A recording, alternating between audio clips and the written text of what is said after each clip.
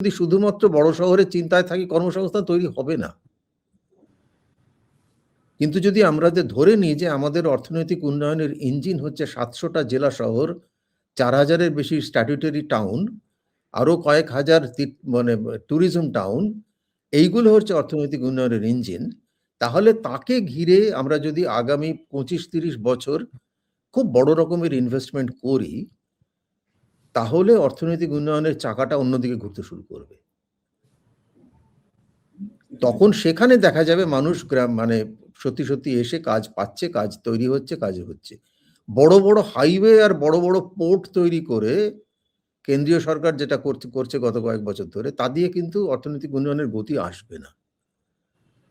অর্থনৈতিক উন্নয়নের গতি এসেছিল সবার মনে আছে, সেটা হচ্ছে যখন প্রধানমন্ত্রী গ্রাম সড়ক যোজনা তৈরি হয়েছিল।